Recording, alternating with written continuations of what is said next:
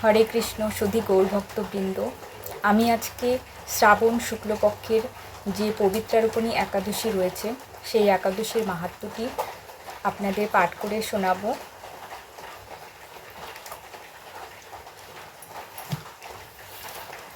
একদিন মহারাজ যুধিষ্ঠির ভগবান শ্রীকৃষ্ণকে জিজ্ঞাসা করলেন, হে প্রভু, শ্রাবণ মাসের শুক্লপক্ষের একাদশীর নাম কি এবং তা কৃপা করে আমাকে বলুন। শ্রীকৃষ্ণ বললেন, হে মহারাজ, এখন আমি সেই পবিত্র ব্রত মাহাত্ম্য বর্ণনা করছি, মনোযোগ দিয়ে তা শ্রবণ করুন। যা শোনা মাত্রই বাজপেয় যজ্ঞের ফল লাভ হয়। প্রাচীনকালে দাপর যুগের শুরুতে মহিজিৎ নামে এক বিখ্যাত রাজা ছিলেন। তিনি মাহিষ্মতি নগরে রাজত্ব করতেন, কিন্তু দুঃখের বিষয় এই যে তার মনে বিন্দুমাত্র সুখ শান্তি ছিল না। কেননা তিনি ছিলেন অপুত্রক। পুত্রহীনের ইহলোক পরলোক কোথাও সুখ হয় না। এইরূপ চিন্তা করতে করতে বহুদিন কেটে গেল, কিন্তু তবুও পুত্র মুখে দর্শনে রাজা বঞ্চিতই রইলেন। নিজেকে অত্যন্ত দুর্ভাগা বলে তিনি মনে করতেন। রাজা চিন্তাগ্রস্ত হলেন। প্রজাদের সামনে গিয়ে বলতে লাগলেন, হে প্রজাবৃন্দ, তোমরা শোনো, আমি এই জন্মে তো কোনো পাপ কাজ করিনি, অন্যায়ভাবে আমার রাজকোষ বৃদ্ধি করিনি বা ব্রাহ্মণ দেবতাদের সম্পদ কখনো গ্রহণ করিনি। উপরন্তু প্রজাদেরকে পুত্রের মতো পালন করেছি, ধর্ম অনুযায়ী পৃথিবী শাসন করেছি, দুষ্টদের যথানুরূপ দণ্ড দিয়েছি, সজ্জন ব্যক্তিদের যথাযোগ্য সম্মান করতেও কখনো অবহেলা করিনি। তাই হে ব্রাহ্মণগণ, এই প্রকার ধর্মমত অবলম্বন করা সত্ত্বেও কেন আমার পুত্র লাভ হলো না, তা আপনারা কৃপা করে অনুসন্ধান করুন। রাজার এই প্রকার কাতরোক্তি শ্রবণে ব্যথিত রাজভক্ত পুরোহিত ব্রাহ্মণগণ রাজার মঙ্গলের জন্য গভীর বনে ত্রিকালরূপ্য মুনি ঋষির কাছে যেতে মনস্থ করলেন। বনের মধ্যে ঋষিদের আশ্রম সকল দেখতে দেখতে তারা এক মুনির সন্ধান পেলেন। তিনি দীর্ঘায়ু, নীরোগ, নিরাহারে ঘোর তপস্যায় মগ্ন ছিলেন। সর্বশাস্ত্র বিশারদ, ধর্মতত্ত্বজ্ঞ ও ত্রিকালজ্ঞ সেই মহামুনি লোমশ নামে পরিচিত ছিলেন। ব্রহ্মার এক কল্প অতিবাহিত হলে মুনিবরের গায়ের একটি লোম পরিত্যক্ত হতো। এই কারণে এই মহামুনির নাম লোমশ। তাকে দেখে সকলেই ধন্য হলেন। তারা পরস্পর বলতে লাগলেন যে আমাদের বহু জন্মের সৌভাগ্যের ফলে আজ আমরা এই মুনিবরের সাক্ষাৎ লাভ করলাম।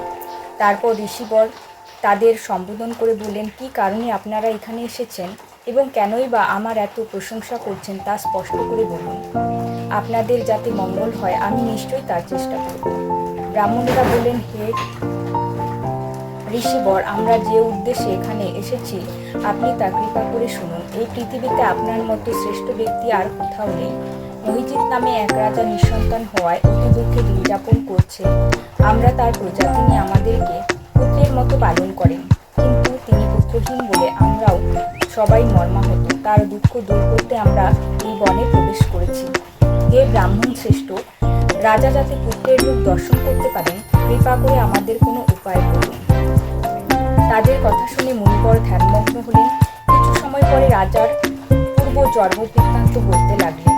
এই রাজা পূর্বজন্মে এক দরিদ্র বৈশ্য ছিলেন। একবার তিনি একটি অন্যায় কাজ করে ফেলেন।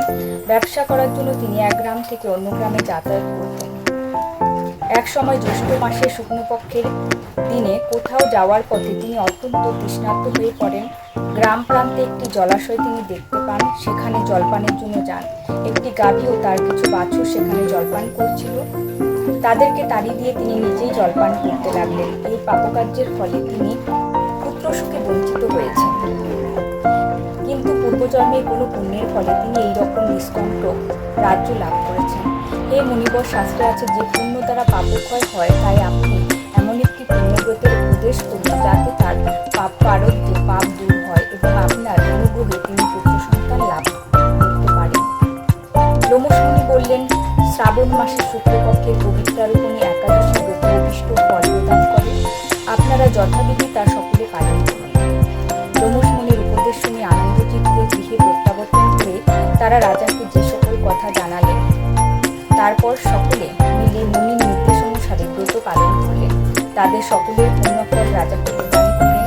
সেই পুণ্যপ্রভাবে রাজমহিষী গর্ভবতী হলেন। উপযুক্ত সময়ে বলিষ্ঠ সর্বাঙ্গ সুন্দর এক পুত্র সন্তানের জন্মদান করলেন। ভবিষ্যৎ পুরাণে এই মাহাত্ম্য বর্ণিত রয়েছে। এই ব্রত মাহাত্ম্য যিনি পাঠ বা শ্রবণ করবেন তিনি সমস্ত পাপ থেকে মুক্ত হবেন এবং পুত্রসুখ ভোগ করে অবশেষে দিব্যধাম প্রাপ্ত হবেন। হরে কৃষ্ণ। তো এই ছিল পবিত্রার্পণী একাদশীর মাহাত্ম্য কথা। আপনারা একাদশীর দিনে অবশ্যই সেটি শ্রবণ করবেন কিংবা পাঠ করবেন এবং ভগবানের অশেষ কৃপা লাভ করবেন। হরে কৃষ্ণ, হরি বল, রাধে রাধে।